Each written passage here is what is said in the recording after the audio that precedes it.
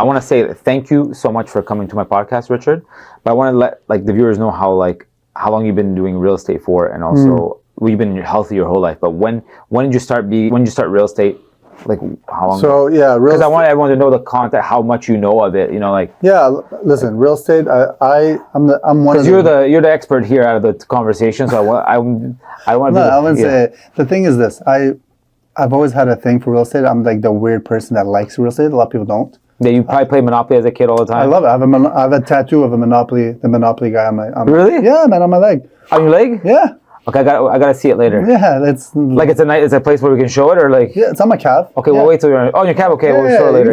You can see it. Like, I'm serious. You're all in. Yeah, you're fully all in. I liked it. You got Monopoly on your leg. I like it. I like that. It's my future self. Yeah. When I'm 60, 70, I'm gonna be that guy. Yeah. Okay. Maybe not a white mustache, but maybe I'll paint. I'll dye it or whatever. But so you know the rules of Monopoly really well. Of course. Yeah. The thing is, I just like Monopoly. Okay. Yeah. Growing up, but I also like real estate. And real estate is one of those things that can be very boring, but I believe, that's my personal opinion, I feel like it's one of the best vehicles that you can use to go towards, like, as fast as possible towards wealth when you come from nothing.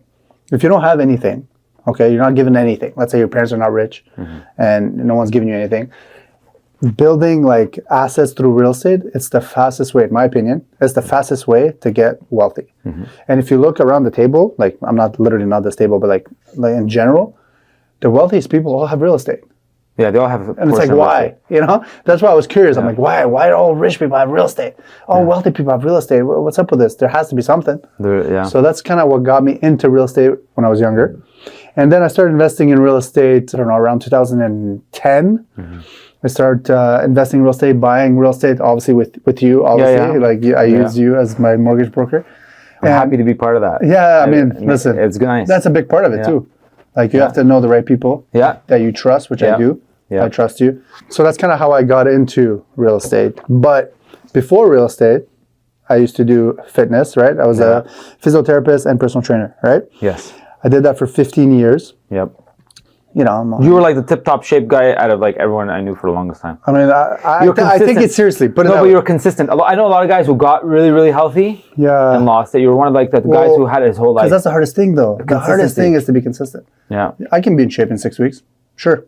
And you weren't show-offy about it. You just had it. I'm not that type of guy. We all knew you had it, but you weren't I'm doing it for me. I'm not doing it for anyone else. No, it's good. I don't really care, you know? I do it for myself because I want to be in shape. But I've been playing, as you know, I've been playing hockey since I'm like 4. Yeah, exactly. So and my whole life, like playing competitive hockey got me into being a little more competitive and then taking my health seriously. I'm like, for me to beat or be better than someone, nutrition was part of it. I had to be. I had to be better. I had to evolve. Yeah. Or else I get cut from a team or whatnot, right? You took it seriously, and you're like, you know what? Like, for me to beat that guy, I got to have more rest, more food, train, stretch, and you just started adding all the components together. Yeah, like whatever I need to do. Like, let's say on the off season, I need to train on getting bigger, getting faster, getting stronger. Then I did what I need to do. I was just weird like that when I was a kid. I just enjoyed it. I don't know. It's weird. It's not weird. But some people they don't care. It's like, it's fun.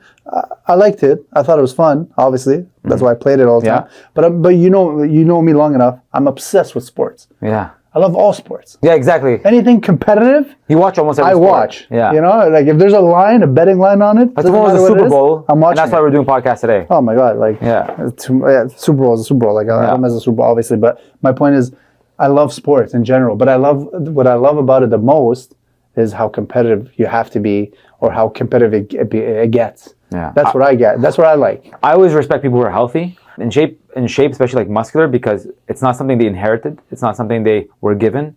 It's always something they had to work hard for. At some point, they had to dedicate some time consistently, and they had to eat somewhat properly for a long time. And correct.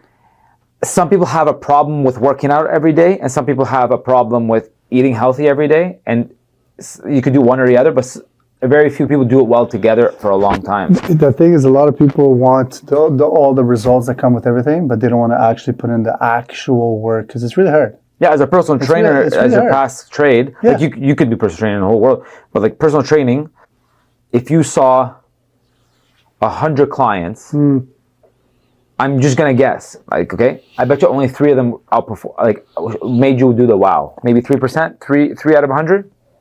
100's a lot. Okay, out of 10. I'll be honest. When I used to, I hold up the high standard because Oh, I so don't take you them crack on. the whip. No, it's not. No, not like that. It just I won't take you on if you're not that serious. Like I can't want it more than you. That's weird. Yeah. Like if I want you to lose weight more than you want to lose weight, that makes no sense. It's devastating. That's not going to work. Yeah. So I need you, Yeah. to want it as bad as I do, because that's the only way it's going to work. You don't want to chase them to lose weight. Well, You there's no want them point. to I don't want, because at that point you're just taking their money. Yeah. Actually, I'm not here to take your money. You're going to be healthy. You want to live a healthy lifestyle. You have to change literally everything you're doing, and it's hard. It's not easy, man. It's not easy. You have to be a specific person to do that. Yeah. Or you have to really, really, really, really want it, because a lot of people don't want it. They like the idea of it. Mm-hmm. That's what they want. What's your because just like in martial arts, there's a white belt. What's your first white belt you tell everyone who walks in who's like brand new in the gym? Okay. What do you tell them to sit on? What's the thing?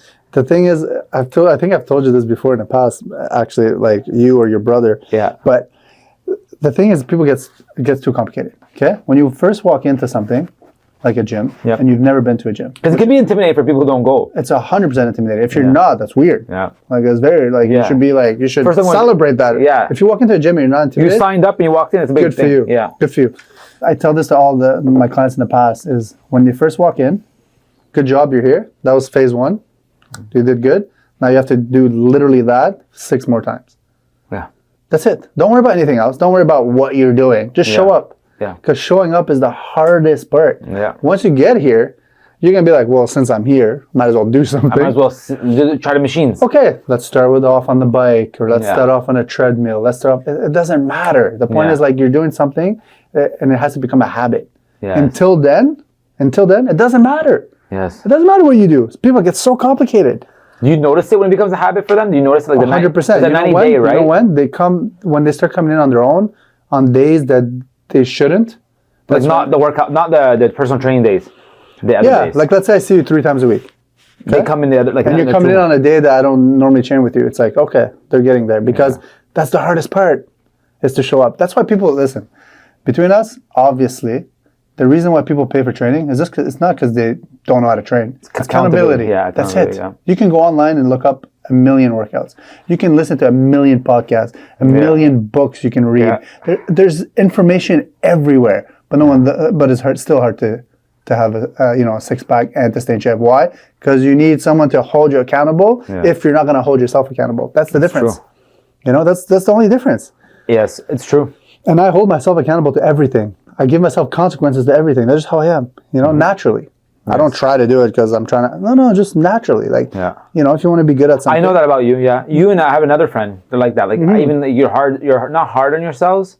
I can be. I'm working on it. I could tell you guys are hard on yourselves on certain things. I'm like, I know that personality. That personality is a very successful personality, but it's just, I know like guys like you, it's fine. Don't even worry about those guys. Like but those guys in the middle of the jungle that come out with like extra weight, how much weight they fucking hunted all day. It's also not like, the thing is, it's not a competition. The second you start comparing yourself to everyone else, you're screwed. You're done.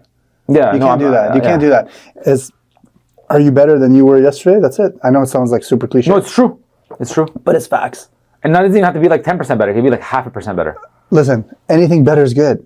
That's what I'm trying to say. If you just show up to the gym, that's it. You've done the hardest thing, is that. Because working out is easy. You just move around, technically speaking. Technically, yeah. And then it depends I was never really personally trained by anybody except what did I have? I had one guy teach me a couple of things. But I worked out as a kid.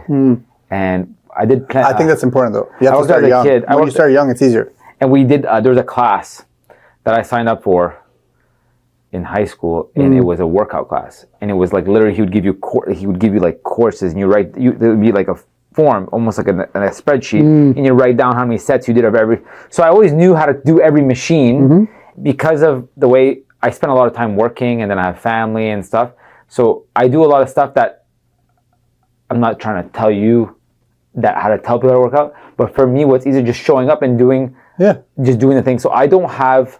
You know how like people have a Monday, I do chest, Tuesday I do back, Wednesday I don't work out that way. But that's okay. Listen, to be honest, I have a routine, but it's not super strict. No, I kind of go by how I feel. Yeah. Okay, but I've been doing it for so long that I get it. I know what to do when I feel like I need to do this. Yeah. But But for some people, like you mentioned, when you first start, it doesn't matter what split I give you.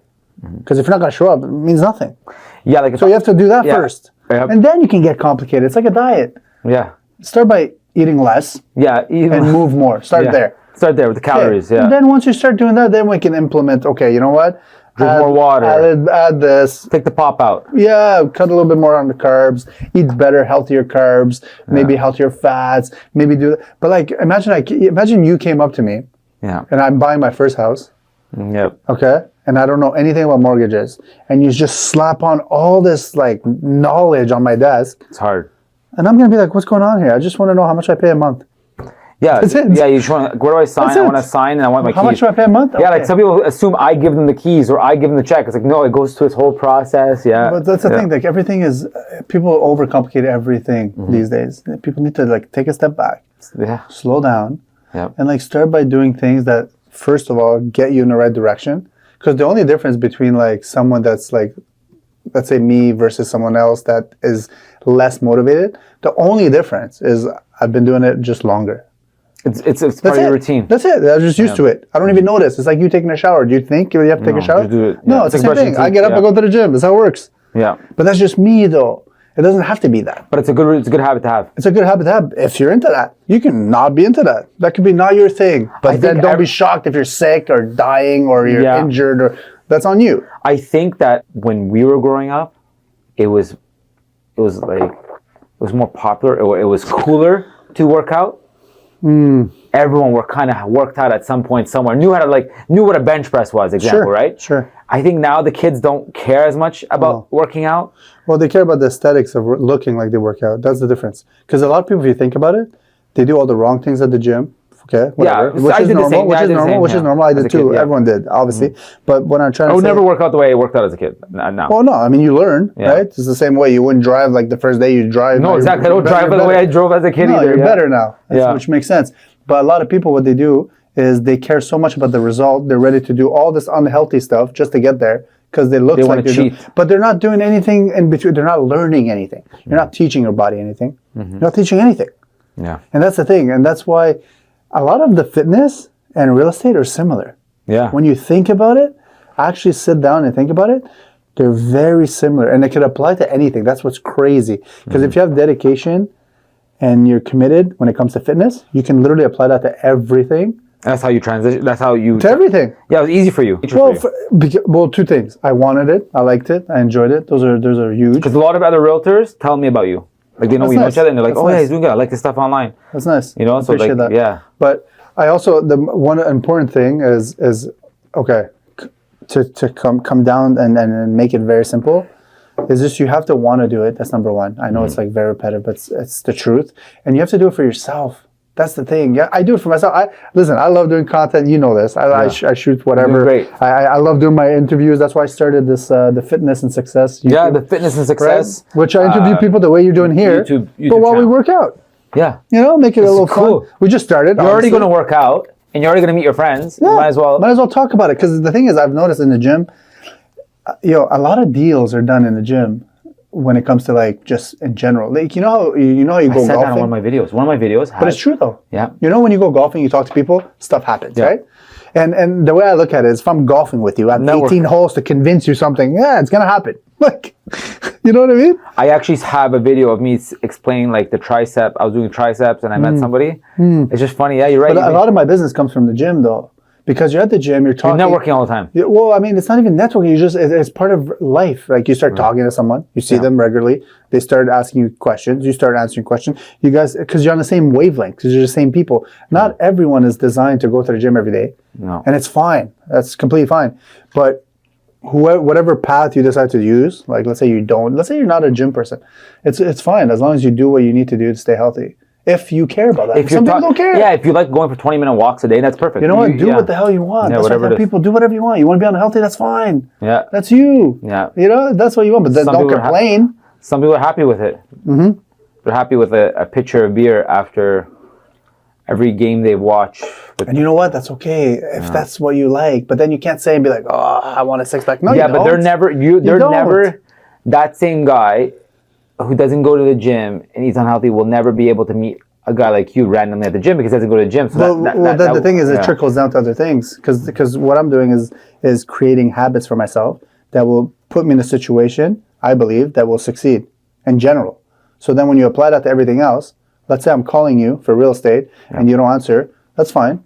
I follow up with you, okay? But my whole point is like, because I'm so used to like committing, let's say I tell you something, I have to do it. Yeah. I have to do it. Yeah. So if I tell myself I'm going to the gym tomorrow and I don't go, I just failed myself. You just do it.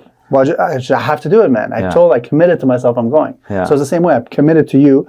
Okay, Danny, I'm going to come to your house tomorrow. I'm going to check out everything. I'm going to give you a CMA. I'm going to do whatever I need to do. Yeah. I said it, therefore I need to do it. Okay, saying things and not doing them. That's the issue. And that trickles down to everything. And all I'm saying is you can do that. Yeah. But don't complain when everything's going sideways.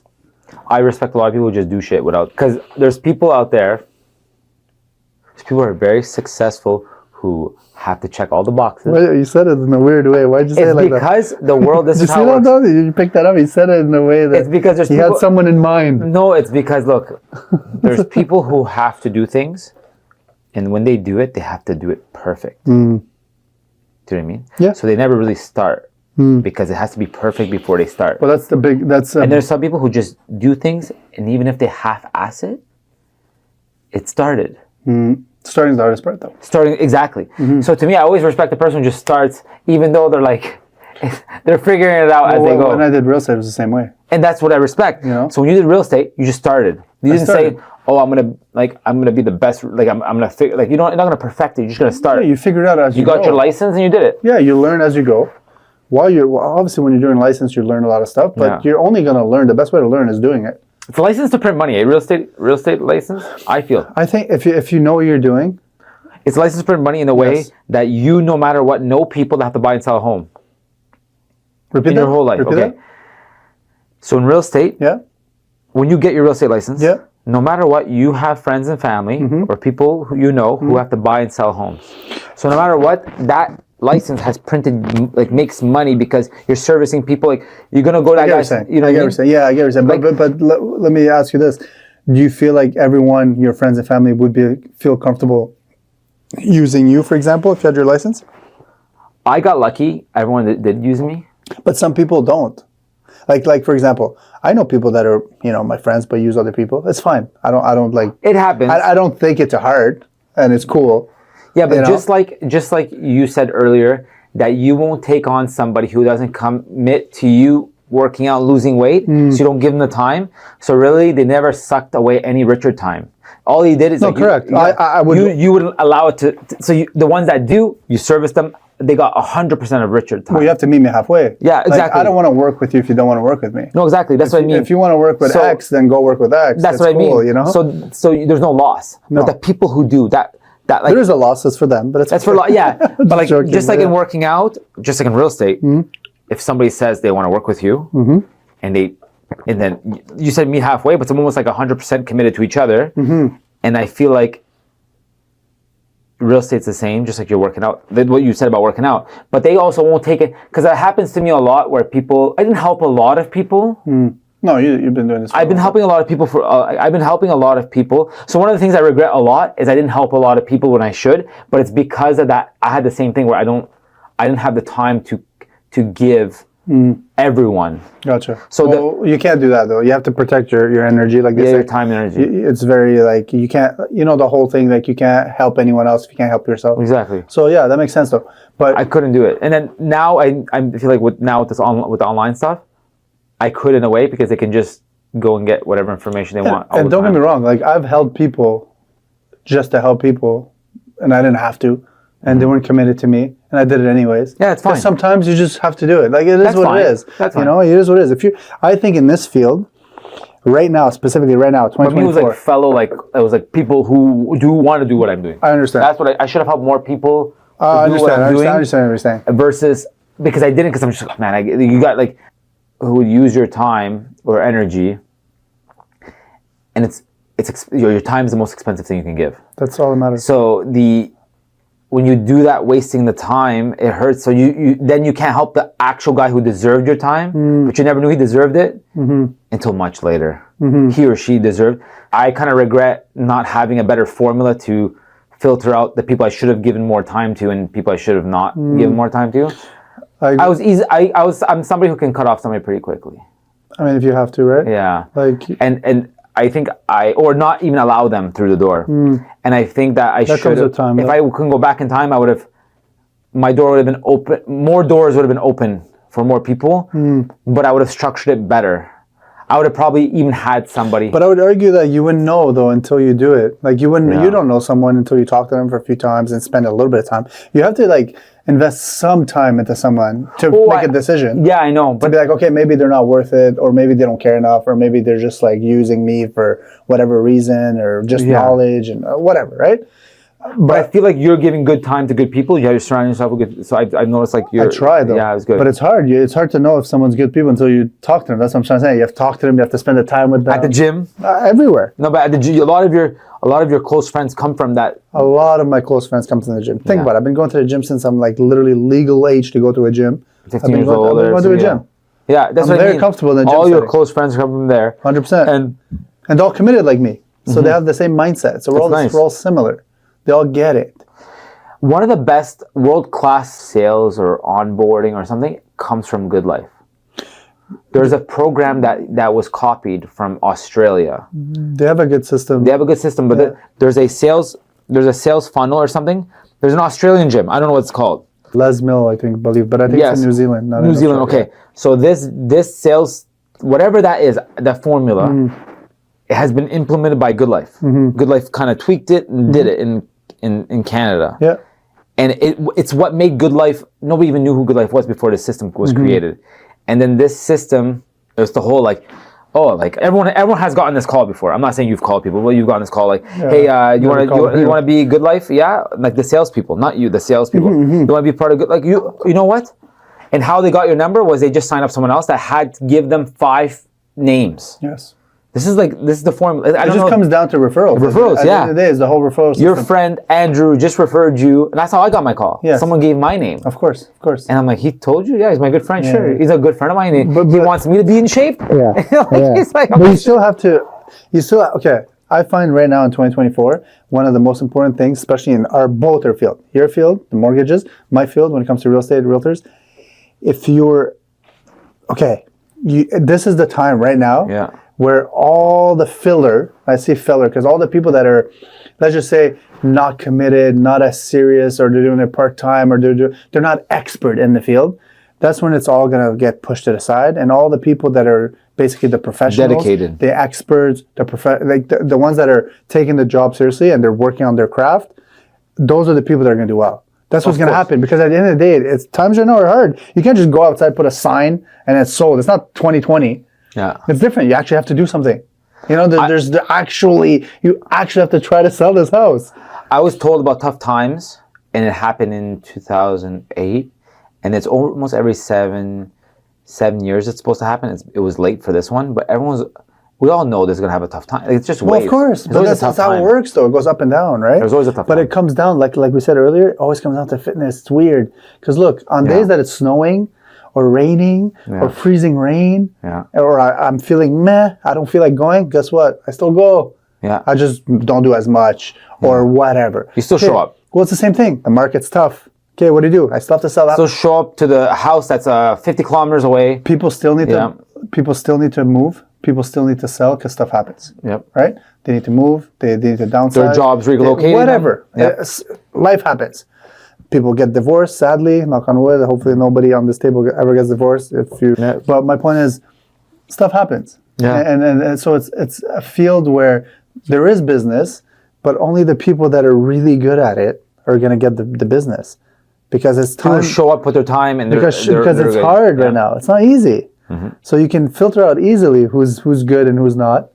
And one big component of that is referrals. Referrals is the best business in the whole world. Of course. Yeah, referrals. If you referred me someone, I'm not even thinking twice. If you in my eyes are already, You know, you're a credible person. I respect everything you do. So whoever you send me is like an extension of you. Because if they're not good, then that looks bad on you. Yeah. Then I don't know if I can trust I gotta your give opinion. them, I gotta give them shit if they. Well, you have to it's be true. like, yo, you represent me now. Yeah, like if you're not, like be honest. Like if you don't want to course. deal with them, say it. Yeah. Of course, but there's a lot of like in this field, there's a lot of, you know how it is. There's a lot of like show, you know? But the people that are going to do well are the people that do both. They're good at doing the show, you know, song and but dance. they're also good at rehearsal. Yeah. Okay? Yeah. Versus like the people They're that prepped. skip the rehearsal and just go straight for the show and then they mess up and they don't know how to backtrack because they didn't do the homework of the rehearsal. You know what I'm saying? Yeah. That's the difference. And that's all it is. And it's always been like that. Just now it's going to get worse because the funnel's getting smaller. There's less transactions. Oh yeah. If you compare it to 2020, Well, that's what I'm There's a saying. lot Less less transactions, transactions, yeah, less things for are sure. happening. So who's getting all the piece of the pie?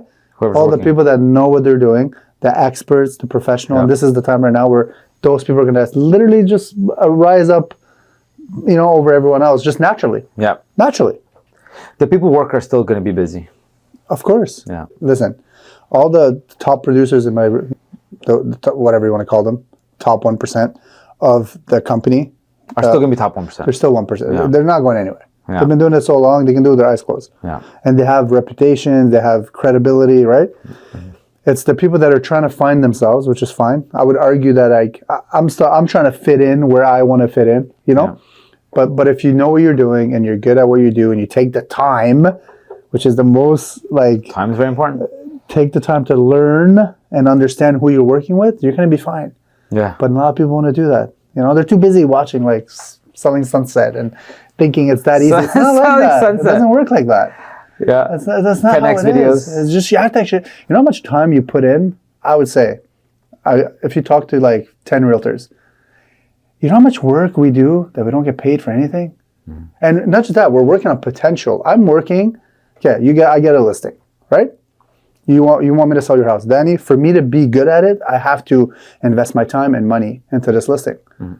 For what? For the potential that will sell. Now, obviously, if you're good at what you do, it'll sell. But my point is like, let's just say it doesn't. Then what? You spend all your time and effort doing open houses, marketing, social media, calling people, emailing people, door knocking to see if someone's going to buy. Because I'll tell you a story of what happened to me last week. And then I'd sell, might not, but then I'm down $6,000. Yeah, your time. And then I'm time, wasted a money, month and then on it. and now I'm back on what? Back to zero. You know how hard that is? It was hard. It's hard to recuperate from that? Mentally too, you just put it all the time and you're like, man, I still got bills to pay. And That's food. what I'm saying. Yeah. So that's the hardest part of the job. But if you know how to manage all this and you understand all that and you're putting in the work knowing that you're doing a good job, knowing you know what you're doing, it's going to pay off, sure. But as long as they're happy, whoever the client is, that's all that matters at the end of the day, right? That's all that matters. That's all I do. I just try to service clients as much as possible. The pay it is what the pay it is. Yeah. I don't even look. Whatever it is. Just keep the Like checks it coming comes, in. sure. Yeah. I get paid. Okay, cool. Yeah. I don't even look. I just wait till the end of the year. My accountant, hey, Rich, you owe this much in taxes. Damn. Yeah. How Yeah. much? It's crazy, eh? You know what I'm saying, though? But that's my thing. Like, if you do that, you'll be fine. But if you start, like, What's the commission breath, you have the commission breath. Did you ever hear that? No, what's commission breath? You just, you know when you have coffee and you smell like you had coffee? Yeah. So someone's like, you should have a mint. You know, you have coffee. Like, you sound like you're starting to sound desperate for a check. You know, a commission breath. Like, you sound like everything you're saying is towards you getting commission. paid a commission. Because You feel that. they just bought a People feel that. $2,000 a month car payment. Bro, I feel that when I talk to some agents. Yeah. I feel it. I'm not even a client.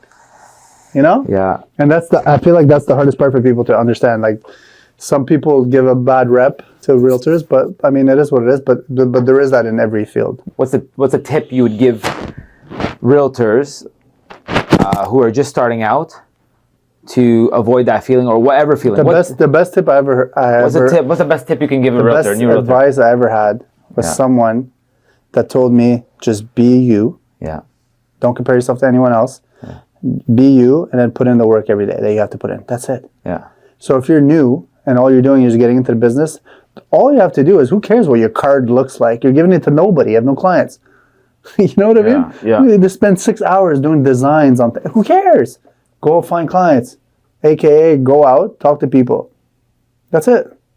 Like, it's not complicated. That's the job. It's true. Because That's the being job. you being you means that you don't get that commission breath because that's not Correct. you. You're just being you. You're just being you, and being you also means, like to me, when someone says "be you," it's because I always see in negotiations, and real estate is kind of negotiation. When you're signing someone up, or you're selling, or you're talking to realtors. There's like a fake person sometimes you're talking to. Of course, okay? of course. So you don't feel to be you, but you also feel you can I don't know. I can hear it sometimes because I'm older, and I'm an old man in this business. But when it comes to business negotiations, I can. The best way, I'll just repeat this. I'll say it this way: when you do business, always do business that you're willing to walk away from the table with nothing. 100%. So if you're doing business, you're trying to sign up this guy who wants to sell your house or whatever, or the realtor doesn't want it, you have to walk away like every time, even though you need that check, you have to be able to walk away. No problem. Because at the end of the day, though, it doesn't matter if you need the check. Yeah. It's not about you. So even if you do, It's not about you. It's about the client. It's about the client, exactly. It's about what he needs or she needs or whatever they need to get this done. Yeah. So they don't care. Listen, I tell my clients, it's not your job to worry that I have to pay my mortgage. No. No, you just care how much I sell your house for. Yeah, so you and have I to do a walk good away from the job. deal. And I do a good job. My personal life has nothing to do with this. Always be honest with the client. You got this offer, have like to we be. have to tell you, but Of course. But when negotiations happen, especially like realtor to realtor, sometimes there's a little bit of bumping heads. Of course, because it goes back to what you're saying. A lot of people are desperate. They need the commission. So what happens when you need the commission? You start saying things that might not be in the benefit of someone else because you need to get paid. You can't do that. That's wrong in every level. Yeah. You know, if you need to get paid, guess what? Go get a 9 to 5. Yeah. You know what I mean? Go work somewhere else. Always in negotiations, you have to be able to walk away from the deal. Of course, but you also have to know what the deal, like what's entitled. Like you have to be okay with knowing, like, listen, if I walk away from this, it might not come back this deal. No, we know that. Because that happened before. That can happen a lot of times. Yeah. But the other people can challenge your bluff if you're bluffing. no, like you can walk away from the deal, but no, I have to sell for this because my client, whatever it is, I have to do this or whatever the deal is in every transaction. It's because the second the other person you're doing business with feels like there's like a kink in your chain, they will try to take advantage of it. It's like MMA. You know, Yeah, it's like MMA. I see you're limping. Okay, yeah, they'll know. His right leg is his toes hurt or whatever, and they do that research. Of course. Because I remember Joe Rogan said that like 99% of all fighters don't go in 100%. So there's something. So a lot of times you got to find out the research of what his camp said about what injury he had. Oh, his left arm is broken, you know, whatever. Yeah. And obviously he's not going to walk away from the deal. He's going to keep fighting. But at the end of the day, it comes down to two things. It comes down to you doing the right thing. Yeah. Always. And the right thing sometimes is to walk away. Yeah. That's it. It's not the right deal for you. We'll find another one. If it doesn't fit because I your work box, for the deal, right? That's what I work for. I work for the deal. As much as like I work for my client, yes. I work for myself, yes. But technically speaking, I'm working for the deal. So whatever whatever I have to do to get the deal right, that's what I'm doing. Yeah. For them to be happy, for me to be happy, because everyone's happy. That's how it works. But if only one person's happy all the time, that doesn't work. So the tip for all realtors in you, be yourself. Is what you're giving. Be yourself, which is hard to do though, because I'll be honest, when I first started, you know me, I'm a little rugged around the edges. You know, I have a little tip of tattoos. I dress a certain way. Yeah. I'm not everyone's cup of tea. I speak, I think you're everyone's cup of tea. No, but I speak like 3 languages. I have accents in every language. That's a good thing, 3 languages. Makes no sense, but whatever. You know, I speak English, French, and I have an accent in all of them. Speak Arabic. It's weird. But my point is, it's hard to accept that, you know what? You might not like me, and that's cool. Yeah. That's cool. You're just not my people. You know, and it's okay. They already made the decision. Whatever reason. Exactly. So the way I look at it is, okay, I'm going to be me, do the content I want to do on YouTube, on Instagram, here, whatever. And you know what? Natural selection will select the people that want to work with me naturally. And if you don't want to work with me, that's perfect. That's fine. There's like a gazillion people out there you can go work with. Yeah. And that's cool. I don't take it offense. I don't even I'm offended if you come see me and you don't want to work with me and you're like forced to work with me. I don't want that. No. I don't want that. I want none of this. I don't even want nothing. I want nothing to do with you. What's your favorite thing to debunk in real estate?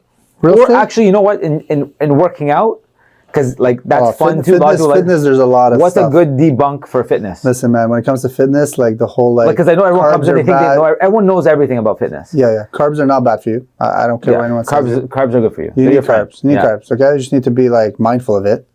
Okay, it's like drinking alcohol. You can drink, just not every day. Yeah. You have to be mindful. So carbs are very good for you, and it's okay to eat high fats. You just have to eat the right fats. Yeah, like avocados and Almonds. meat. There's a lot of good fats. The good oils. There's good, So I would say those two for sure when it comes to fitness. Yeah, like carbs are your friend. 100%. Just the good carbs, good quality carbs. Of course. There's good carbs out there. But I would say in fitness, I would say that fats. A lot of people underestimate protein. Okay, they're like, I don't need that much. Technically speaking, like if you want to hold on muscle mass of any kind, you need protein. 1 gram per pound, I think was the rule. I mean, they're saying 1 gram per pound. That's a lot though. That's 200. But if you can do like 0.5 or 0.6 per pound, for example, that's still good. It's better than what you were doing, whoever you are. Period. And it's better than average, which is good. Because protein. But everything comes down to goals, though. Just right? It depends on what your goal is. But the protein is the highest. Like so. You'll use the most energy. Yeah. Burning that. And it's a less calorie food. Correct. So if you have a steak, it's for the amount of protein calorie wise, it's like you can't beat it. Example. But it's harder to eat a high protein with high calories is hard. It's very hard because it has, you know what I mean. To eat clean is very hard. It's not easy in the sense of you need to eat like double the amount of food that's clean to get the same amount of food that's not clean. Yes, and calorie wise. And that's hard. Yeah. So I would say like that's one thing. One thing about real estate? You're gonna say one thing, then you can do whatever. No, we're gonna keep going. I don't care. It's whatever you guys want to do. All I wanted to say when it comes to debunking the real estate thing, the only thing I would say is I hate. It's just me. Okay, just me speaking. I hate how everyone thinks they can do the job. Do your job, like they can go and. Everyone thinks they can be a realtor. Yeah. Everyone. Yeah. And I'll be honest, not everyone can. It's tough. And if I'll even challenge someone, if you want to do it, come see me. I'll pay for your license. Go do it. And if you don't make money in the first year, maybe close like 5 deals in the first year, then that's a good challenge. If you did that, I'll be impressed. I'll be impressed. Because some people, they think it's the easiest job. Like, come here, let me pay for your license. Go get your license. Come see me, and then go to work. Let's see what happens. It's because I think people think. Because they watch too much TV. They watch too much TV, but also the number game. They don't know how hard it is to sell 10 homes. No. Like they don't. 10 homes is a lot. 10 homes, that's what I mean. People don't understand just that. If you can get, because people are like, I'm going to make millions and millions, and then I'm like, okay, cool, like how much, and then they don't even understand per transaction what they'll make. But you know what hurt? Okay, people forget. You're saying 10 homes. I'm just saying 10 homes. Yeah. Example, you sell 10 homes, congratulations. Let's say 10 homes. You get to 1 home a month, congratulations. But 10 homes, that means that you have to talk to 45 people. Per home. Well, so you're talking about 450 people. On average, you're talking to 10, let's say 10 humans to get one potential person that will talk to you. Right? Yeah. That's just before you get the listing. Before you get anything. Yeah. Just talk to you. Yeah. All right, Danny, let me hear you out a little bit. Yeah. And then it's like, then let me filter out who's... And I'm not in the market till next year, so you have to write down. And, you have to keep track of it. It takes a lot of work, man. You're doing like a lot of work. And the thing is like, I know they have a bad rep. I get it. Cool. Because, realtors, right? Because a lot of them are shady and stuff, and they project that way. So people think everyone's like that. It's the coffee breath. Whatever that you were saying earlier. Yeah. The people commission breath. People don't. A lot of salespeople. So I think of sales as a good thing. Remember I told you like real estate is a everything prestige. is sales. And if you tell me otherwise, you're wrong. Yeah. So I think everything. I look at sales as a good thing. So if you tell me, if I tell you you should be more salesy, people's like, oh, salesy sounds yucky, and I'm like, no, salesy is an art. Like it's like being an artist. If you're a singer, like you gotta be more. You gotta fix your vocals or whatever. You know. You know what? You don't even notice it when you talk to your kids. You're selling them. Yeah, you're selling them. Because they're trying to sell you that what they're doing is right. They want you're trying ice to cream. sell them you're that selling it's wrong. Breakfast. And it's the same thing with a woman. You're trying to go on a woman on a date. Yeah. You're trying to sell her to go on a date with you. To agree to go on a date with you. Yeah. So there's the whole thing. Everything is selling. But there's also like, okay, there's selling. Yeah. There's harassing. Well, Two different things. Yeah. There's the sales of the one that I don't like sales. The bad rep out of all of them is the one that everybody kind of feels. So if you're talking to a insurance guy, example, they will use a button they use very often. They'll say stuff like, "Oh, they had a story. Everyone has a story." They'll tell you a story about someone else, their whole family dying, and they didn't have insurance, and the kids were left with nothing. Like they'll tell you this story Is it true in though, or your is it face. lies? It could be true, could be not true, but that's their go-to story. Is to touch a button in your body, is to touch an emotion. to an emotional button. It's a very clever sales tactic. Sure. So that's the part that feels yicky. Like just say like, look, just talk to me about insurance. Don't tell me that story. Yeah, but to do what you're saying, like to do that without doing all that, takes a lot of confidence. Someone has to be confident. That goes back to what you're saying. They have to be okay with them just walking away. Yeah. You know what I mean? No, it's true. But that's the hardest thing. That's the hardest thing. I've literally came to this conclusion not too long ago. Yeah. That it is what it is. It's okay. I might not get all the business. I can't even handle all the business. But like so I'm ready to, like, for example, what I'm trying to say is I'm ready to just be me, do the best I can with whatever I have and help you in any way. Yeah. And hey, listen. Well, if you don't like me, you don't want to work with me, that's completely fine, man. So I was just saying, like real estate agents to me is a premium job. It's like it's a luxury. You have a realtor. That's what I was trying to say. I would say yes, but a lot of people think anyone can do it, like a computer can do it. That's what people think. So the thing that you're until saying, they have to sell their house. The thing is that you're saying that like the bad rep part. It's only the bad rep because the reason why I brought up the insurance thing. So if you flip that to homes, to selling homes, the reason why I was telling that story to homes, they will say stuff like, sounds funny, but they'll say stuff, if you don't get into the market now, this home, because in 2020, in 2021, this home is going to double, and you and your family are going to be poor for the rest of your life. Yeah. And then you're looking at the person, oh, honey, we got to buy the house or else we're going to be poor for the rest of our life. Yeah. The professional luxury realtor told me this. Well, it's funny you say that because I had someone telling me the same thing. They told me they wanted to buy. Yeah. I told them to wait. Yeah. And they told me, no, I want to buy. I told them to wait. Thank God we waited, because I look at it as like, okay, let's say you want to buy a house with me, or Frank wants to buy a house with me, and we go look for a house, and I buy this house. I always think in my head, okay, if you bought it for $700, can I sell it for more down the road? And if the answer is no, then you know what? Maybe you should just wait a bit. Yeah. Maybe it's not the time to buy. The only time I tell people it's time to buy, literally, is when you tell me I need to buy. Yeah. Then okay, cool. Then it's the time. But everyone got caught in that strategy. Well, of course, because it's easy to do that. Yeah. You know, like... Because I've seen people, even the professionals... People are doing that now. I see people now, they're like, you need to buy right now. Really, though? Like, maybe before it's too late, before Bitcoin comes back up. Maybe they're right, maybe they're wrong. My point is you can't predict Nobody anything. has a crystal ball. If you buy when you're ready to buy. I know because the novice purchaser got caught with that. You buy now before it goes up. It's true, okay? That's fine. The market was scary. Even I almost got caught into buying at that time. And then I know people who are the top real estate gurus or mortgage gurus who bought at that time, who got convinced to do that, overpay by hundreds and hundreds of thousands of dollars. So at that time, they bought at the going price or whatever, or over asking. So that's what it's called. So they bought over asking at that time, and they were scared that the market is going to double, whatever. And they're like in Ottawa, like the top 0.1% in our industries, and they bought. So not just the novice person got caught with that, even the most. Well, you're saying it right now. A lot of assignments are coming up. People can't afford to close on their house, and they're putting on and they're losing. Like Carlton Place, they're taking losses though. I saw Carlton Place. Someone brought up, like on the last podcast, like one of our guests told us in Carlton Place, there's something in the paper, CTV, it was in the news, that the new home builds on average are selling for $400,000 less than they were, $400,000 less than they were. And it's like you can go from the builder and buy it. People are walking away from the builder and saying, I'm not buying this for $900, so they're buying it for now for $5 or whatever it is. Well, think about it. If you bought the peak and you put a deposit of $50K, it's cheaper for you to walk away from $50K than to close on the house. So no brainer to walk away with $50K than paying $400. But that's how people think, though. Why? I don't know. I'd walk away because they either have someone that's not there to guide them in the right direction, or they don't understand. That's your job, the realtor, to sit there and explain to them the whole situation when they buy. I'm not letting a client buy something without me explaining every scenario, like literally everything. Armageddon hits, this was going to happen to your mortgage.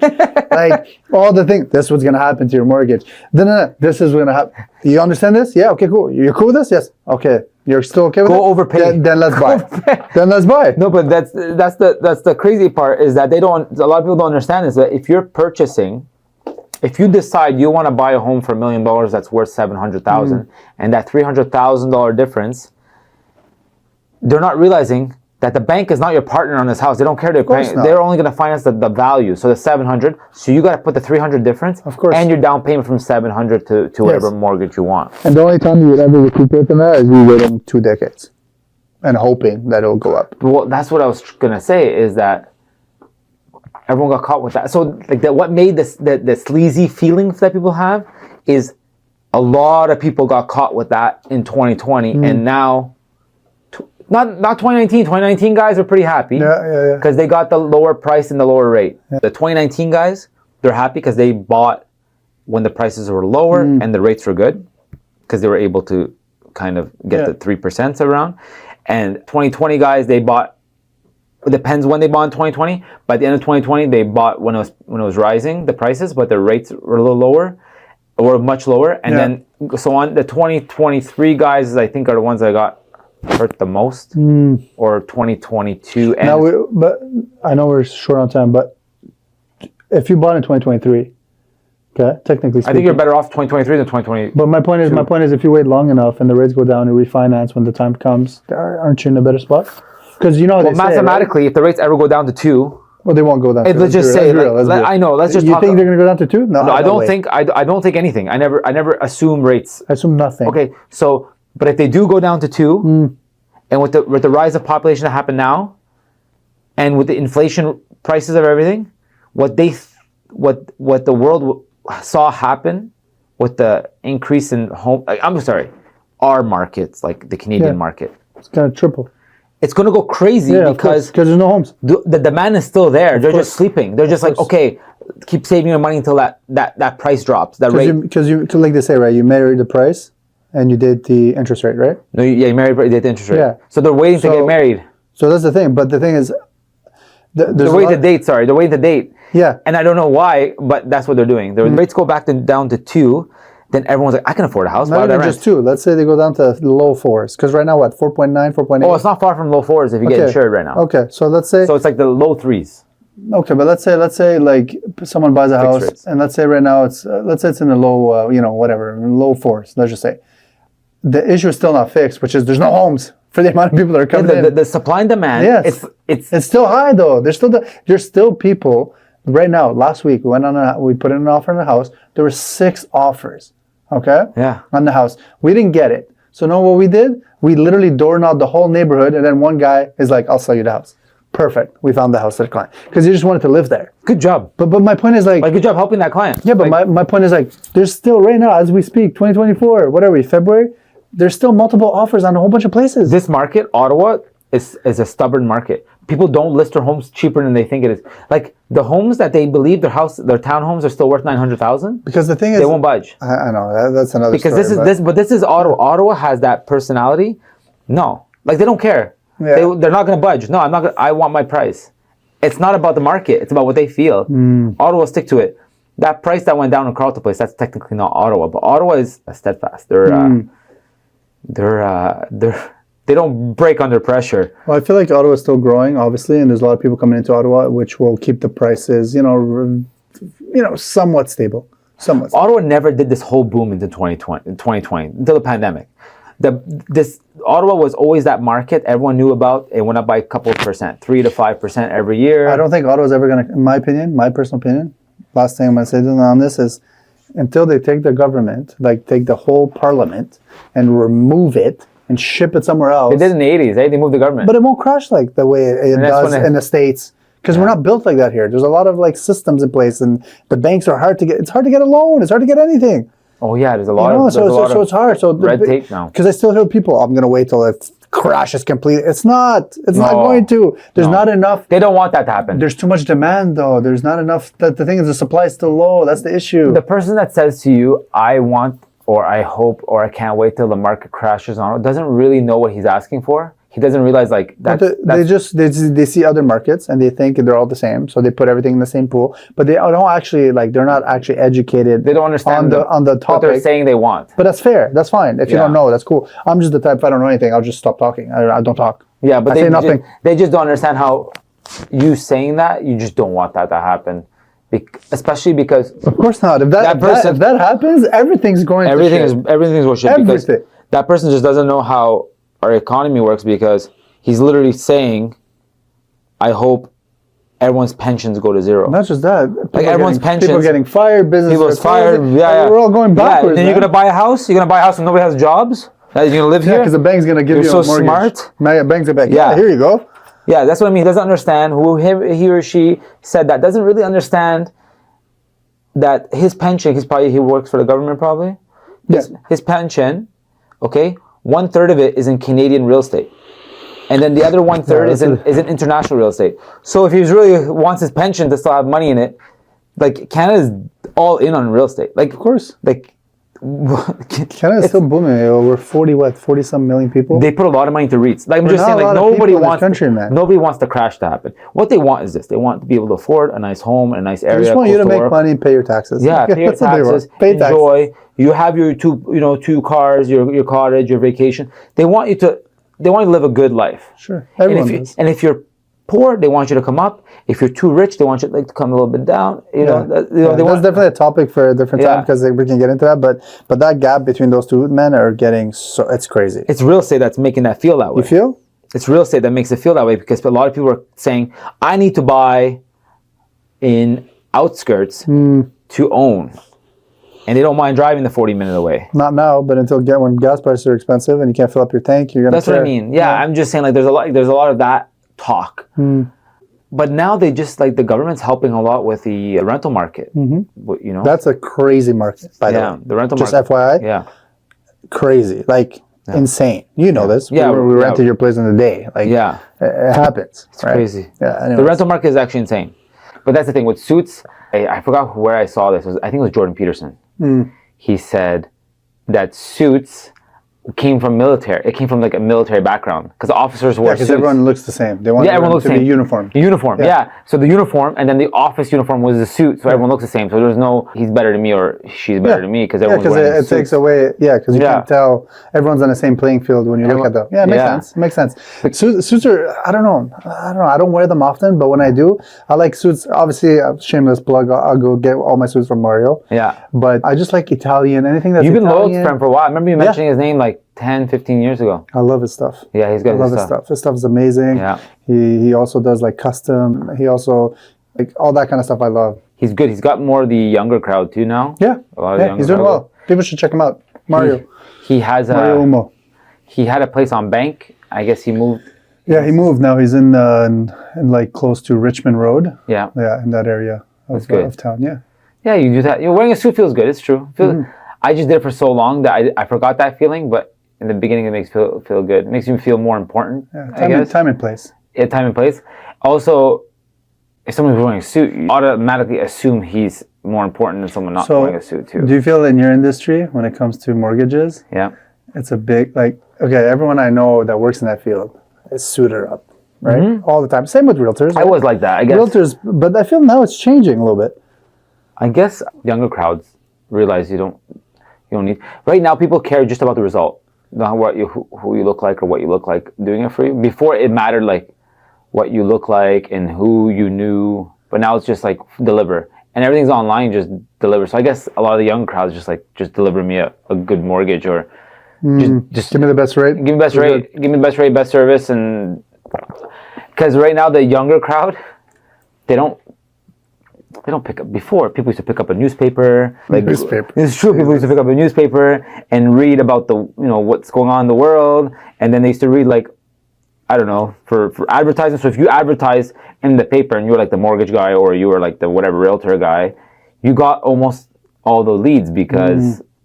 I feel there's a big segment. Okay, when it comes to realtors specifically, so you touched on that.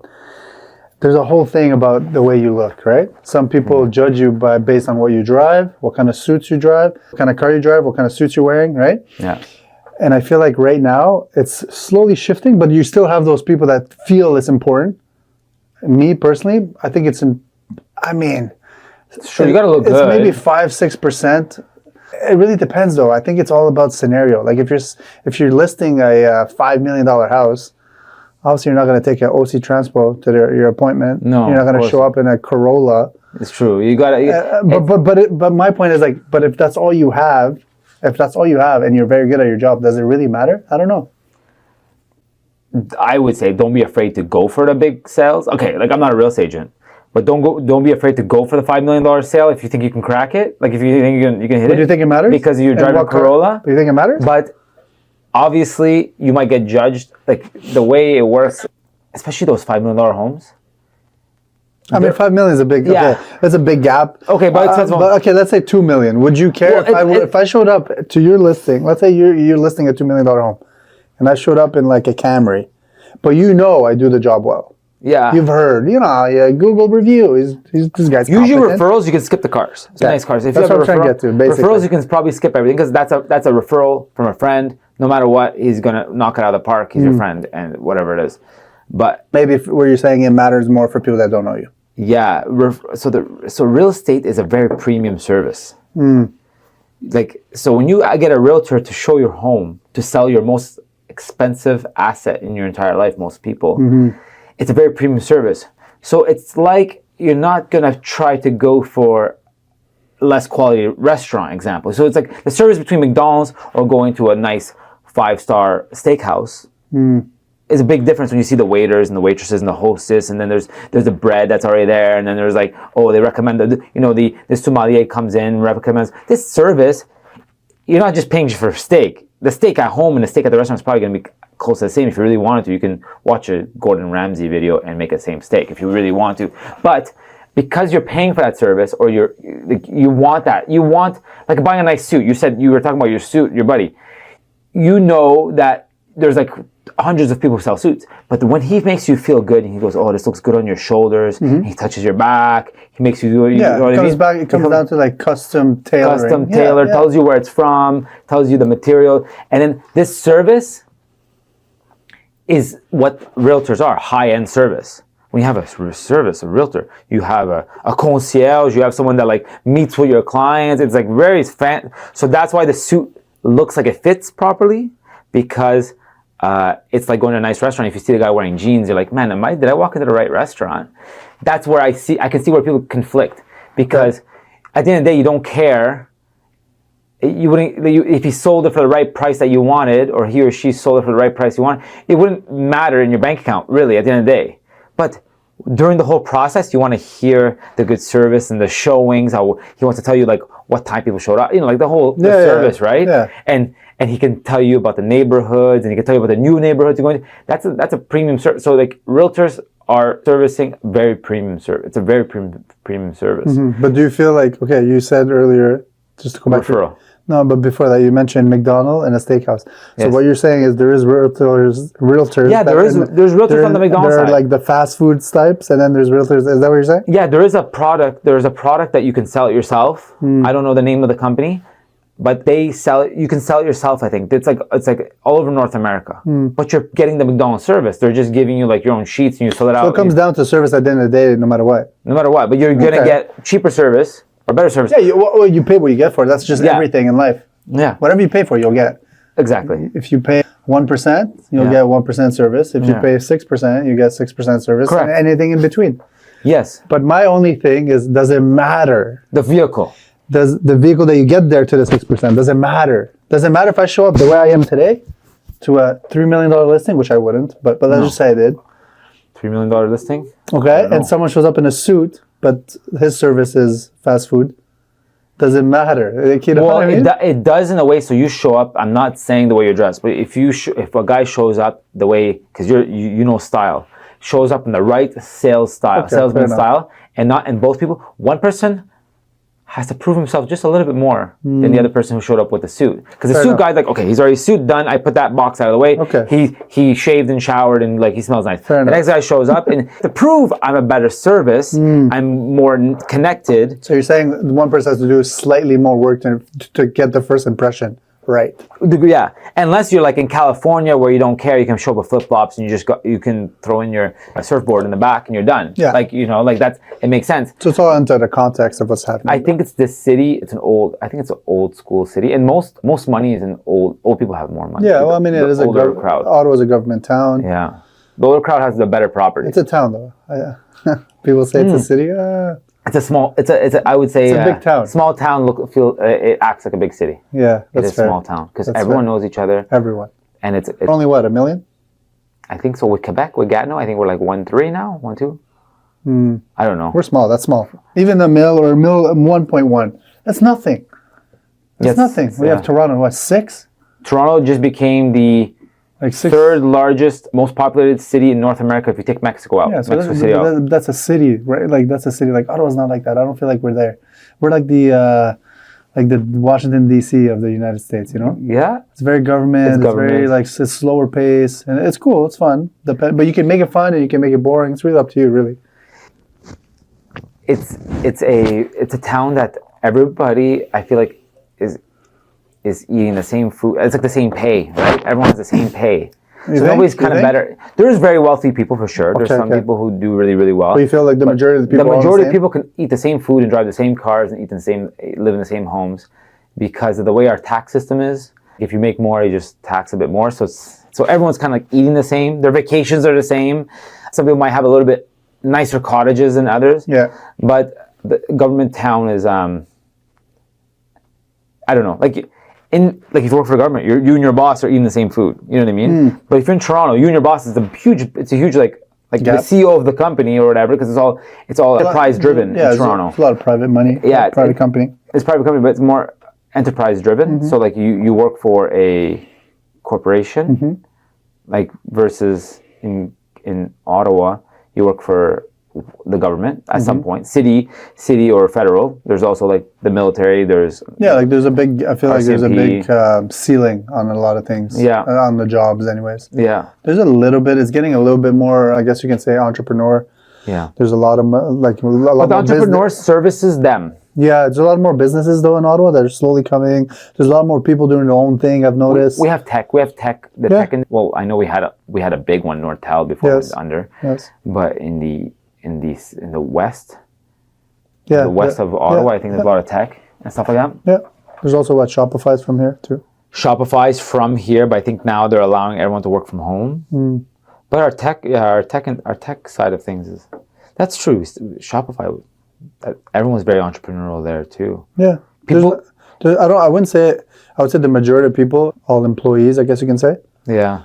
But versus in Toronto, I don't know. It might be 50-50. Toronto's way more on the maybe not 50-50, enterprise side because there's a lot more corporations and there's manufacturers. Toronto's a different beast. You go to Toronto, you feel a bit small city. You feel like you're from a small city for sure. Yeah, you go in. They got 2 airports. They got 2 of everything. I think they also have 2 downtowns, east and west downtown. So that's they break it down. Professional baseball, professional hockey. Yeah, basketball. Professional basketball. Yeah, the Raptors. The Raptors. Yeah. That's nice. That's huge. Imagine having that. That's good. You can barely hold on to the Sens here. I know. It's sad. I still don't know. Like, do you know what's going on? Like, I didn't follow it, but I guess the Sens is moving to. Well, they're trying to move them to LeBron Flat. Yeah, is that? I mean, that's what they're trying to do. I think it's like a year. From what I've heard and read, it's like a year plan that they're trying to do. Yeah. But I think there's still so many rules around like the building permits and what you're allowed to build and how and all this. But from what I've read and the people I've talked to is within the next, like they're saying, 6 to 8 years, there's good chances they might move to the Brent Flats or another area, but closer to downtown, obviously, which would make sense. Yeah, but okay, so that's good. It's good that they do that. I think that was an idea at one point 10 years ago. That should be that should always, like everywhere you go in every other city. It's in the downtown. They're all in the downtown square. Like that's where everything is. Yeah, because there's life. There's like a nightlife afterwards. Yeah, not just that. It's easier to get to, right? You don't have to like pay for these big lots of parking. Yep. Because you go to Canada, it's 3 acres of parking. Exaggerating. I don't know exactly how much. Probably around that much. There's a lot of parking. Yeah. That takes space. It's probably more than 3 acres. But if you go downtown, people can take the bus. People can take the. I mean, I don't know if we still have the GO train or whatever you want to call it. The light rail. When it works. Yeah, when it works. Okay, you can take, you can Uber, you can walk. The people that live close, there's just so many options. That's true. And it's closer to Quebec. People from Quebec can just come right over. Gatineau side, yeah. Right? So it makes more sense. And it would make more money. More people would go out before and after. More people would spend. Because what are you doing in Canada? Go home. You're going to drive to Canada to go to a restaurant and then to go to the game? Probably not. And if you do, it's like there's only 5, 10 of them. Let's just say they're always the same. But you have to drive everywhere. A lot of people like to have fun and drink a little bit. You can't drive. So it's like, what are you going to do? You know? what you'll notice, I remember going to a Habs game, and everyone looked very nice. Well, they're coming from work. They're coming, but they look very nice. Because they go straight from work straight to the stadium. Yeah. It makes sense because Yep. it's all within. Because here you have I was talking this with someone. Here in Ottawa specifically, we have the luxury of people going home, showering, changing, and then going out. If you go to like San Francisco, or if you go to New York, and the way they live, even Toronto, people don't. When they leave for the day, they're gone for the day. Yeah. They have a little backpack, they pack their stuff, and no one's going in between at home, shower. And if so, it's very rare. Yeah. You know, they don't have the luxury because 90% of them live like outside the city. Yep. And they commute into the city. Once they go into the city, they stay within the city. You know? That makes sense. But here you have the luxury. Everyone has a car. It's crazy. Everyone has a car. There's like one house, 15 cars. That's true. I don't get it. Try to eliminate that. Everyone has a car. I remember going to the Habs game, and everyone looked so nice. They're all dressed up. The couples were dressed up. Like they were going out like almost to like a nice event, which is a nice event. So they got tickets to go to the game, and it was full. And even like the cheap seats were like going nuts. It was fun. Even the cheap seats were like people were dressed up. And I noticed in Ottawa, like people will come in with their like jogging pants and like. Yeah, food I mean, bowl. I won't lie. I'm one of those. Yeah, but you know what I mean. Sometimes Like, I go and so jog. yeah, exactly. Because you know you're not going out after. No, I'm But not if going you're- anywhere after. But if someone said to you like, oh, we're going here, we're going with the guys here, we're Yeah. going with you and your wife want to meet here with this other couple, you're gonna say, yeah, for sure, we'll dress up here. You know, Correct. and you'll Yes. know like the vibe is more dressed up, and you know you're having dinner after, or you're meeting up after for drinks, or going to I don't know, No, you're right. casino or something. And I think that we don't have that in Ottawa, maybe because we're a government town. We have to all wake up the next day. No, but we do have some of it. It's just not. It's not the majority. It's a small pool of people that are like that. You know, there's a small pool of people that live like that, but it's rare. It's normally they live in the glebe. Yeah. They live in Westboro. Like normally, right? Yeah. They live within the downtown core or the nicer part that everywhere is accessible by walking, Ubering, and that's the lifestyle they live. Not a lot of people here in Ottawa live like this, but there is some of them. There is. I would say like a small percentage, but there is. Right. Everyone else just drives everywhere. You know what? I'm speaking about Ottawa because like Ottawa has changed. Like I think Ottawa has been. I think it's been going. It's been going really well. Whatever Yeah. we're doing, it's good because like if you think about it, you mentioned the glebe. The glebe has now, or like we have Lansdowne. Thank God that we have that where there's a nice, good life there, or a gym. There's nice restaurants. There's clubs there. There's sports. Now we have the basketball. We have basketball. The blackjacks. Then there's the red blacks. Red and then you have blacks. the soccer. Yeah, we have all that. Then you can you're not far. You can walk up or drive up to, let's say, the canal / you go to Elgin. Elgin's super nice restaurants and outings at night. So I feel like we're starting to get more and more. It did take time to get it to this far, for sure.